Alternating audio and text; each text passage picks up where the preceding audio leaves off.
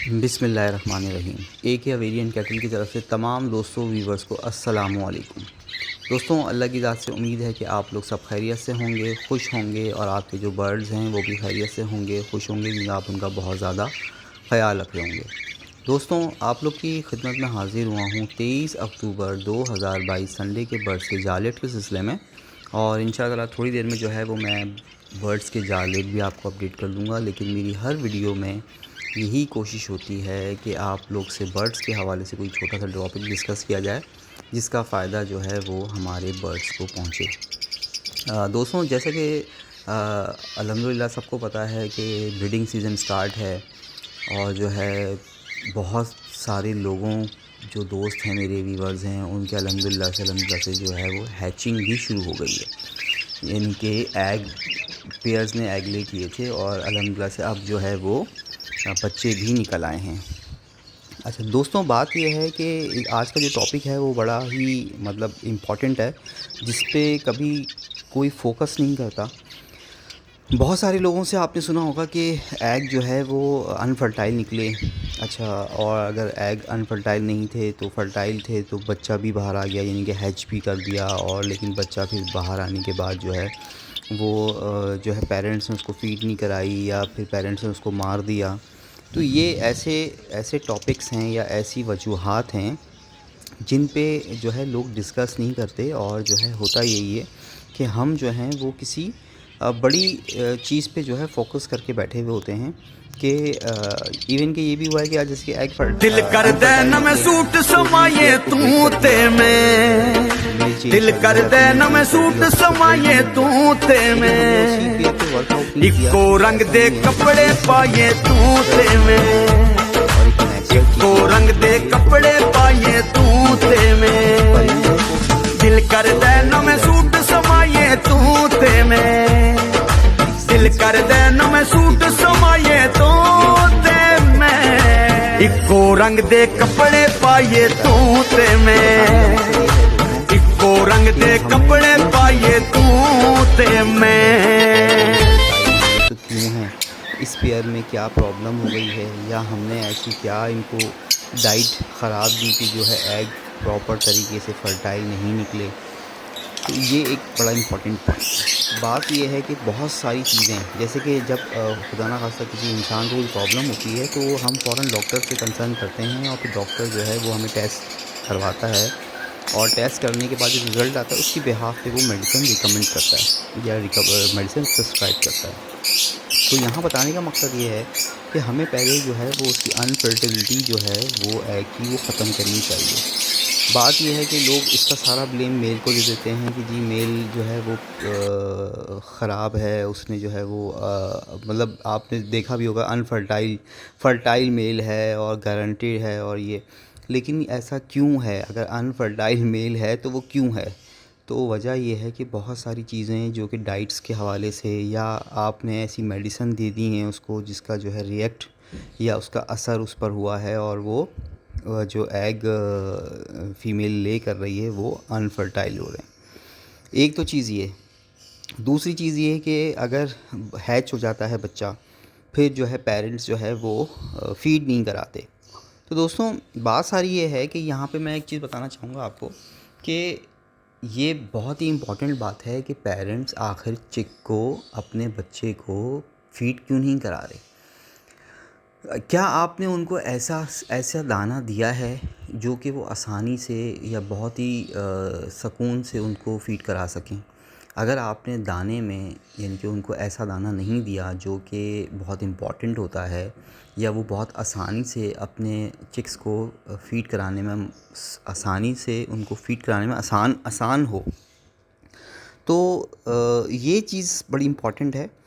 अक्सर मैंने अपनी पिछली वीडियोस में भी ये बात करी है, जब भी चिक्स के हवाले से बात चली है कि सॉफ्ट फूड आपने देना है। अब उस सॉफ्ट फूड में आपने क्या इंग्रेडिएंट्स रखने हैं या क्या चीज़ें उसमें होनी चाहिए कि जिस मतलब वो आसानी से अपने चिक्स को फ़ीड कराएं। अक्सर यही देखा गया है कि जो चिक्स मर जाते हैं या फ़ीड नहीं कराते, तो उनके जो स्टमक होते हैं सामने की तरफ वो ख़ाली मिलते हैं। जब वो खाली मिल रहे हैं तो इसका मतलब ये है कि जो पेयर है या जो पेरेंट्स हैं वो अपने बच्चे को फ़ीड नहीं करा रहे। तो उसके दाने में कहीं ऐसी कोई चीज़ें तो नहीं हैं जो वो देना ही नहीं चाह रहे या खिलाना ही नहीं चाह रहे, या वो उनकी अपनी ग़िज़ाइयत ही पूरी नहीं कर रहा, यानी कि वो जो आपने फ़ीड दी है उनको वो इतना इनफ नहीं हो रहा कि वो अपने आप को ही पूरा नहीं हो रहा है उनको। अगर उनके अपने अंदर ही जो है वो कमी होगी तो वो फिर अपने बच्चों को कैसे फ़ीड कराएँगे। तो ये एक दूसरा बड़ा इम्पोर्टेंट पॉइंट है। फिर ये है कि जो है पेयर जो है वो अपने बच्चों को मार देता है। अच्छा, वो मारता भी ऐसा है कि बाकायदा उसको प्लकिंग करके या नोच-नोच के जो है वो उसका ब्लड निकाल देता है। अच्छा, ये एक बड़ी कॉमन सी बीमारी है जो कि अक्सर आपने देखा होगा कि चाहे वो बजरी हों, चाहे वो लव बर्ड हों, चाहे वो दूसरी किस्म के हों। जब आपने अगर कॉलोनी में रखा हुआ है इनको, तो जो कोई जो बर्ड मर जाता है तो उसको ये बाकायदा नोचते हैं।